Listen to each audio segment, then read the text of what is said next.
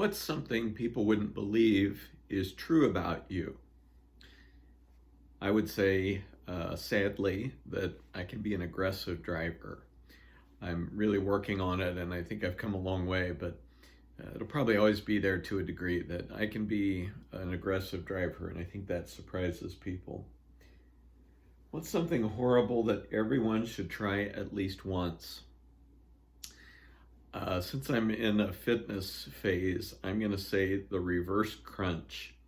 Lay on your back, put your arms behind you, grab a door jamb or something stable, and lift your legs straight up, and then push up with your back and lift your legs up even a little higher and put them back down. Do that 10 times. It's pretty horrible, but it's really good for you. I struggle with this question, but if you had a personal flag, what would be on it? Maybe the ocean, maybe a dog, a dachshund, maybe symbols of the four seasons. I like four seasons. Um, some Christian symbol, not a cross. I think the cross is overused and has been overdone, but some kind of Christian symbol. I don't know what it would be, honestly. So probably not the best answer to that question. If your life was a book, what would its title be? Late Bloomer. I think I've almost always been a late bloomer since I was a kid. I just kind of come to things slowly. That's just kind of my natural tempo. I do most things slowly, at least when I do them happily. And that's true of a task, and I think it's true of the journey of life. If I can just ease into things, I'm usually a lot better than when I'm rushed.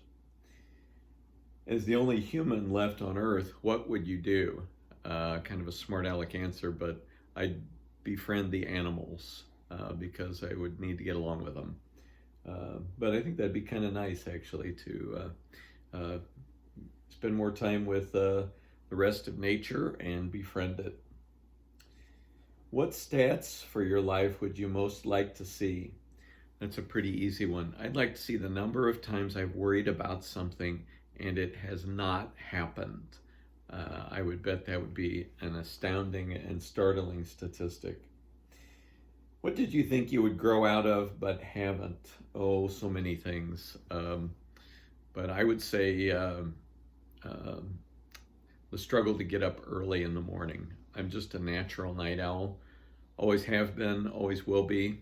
And I think when you're younger, you think someday you'll grow into that morning routine. And I've grown into it because I have to, but not because I want to. I would always prefer to be a night owl. What are three of the most significant numbers in your life?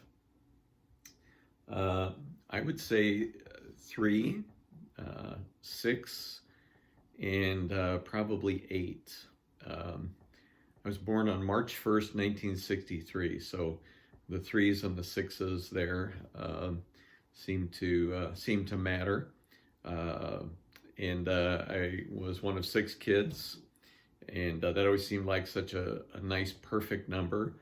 And 8, because I grew up in a family of 8, the 6 of us kids and my mom and dad.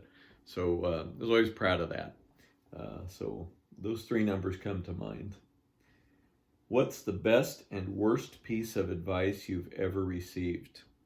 The worst, I would say, somebody had hurt me, and I was talking to somebody about what I should do about it, and they said, just let it go, forget about it. And I regret that because I was ready to go talk to this person. And I've learned that usually it's better to talk to somebody than pretend like something never happened. So I regret that. Too much time has passed, I'd say. And now it's just kind of petty, but that hurt has continued to eat at me. I'd say the best piece of advice I've ever received, 2 simple words: be yourself. I think that's a real challenge for all of us. First, you have to know who you are. And second of all, you have to be brave enough to be that person. And this person was telling me, as a priest, he said, to be a good priest, you just need to be yourself. And I think that's great advice.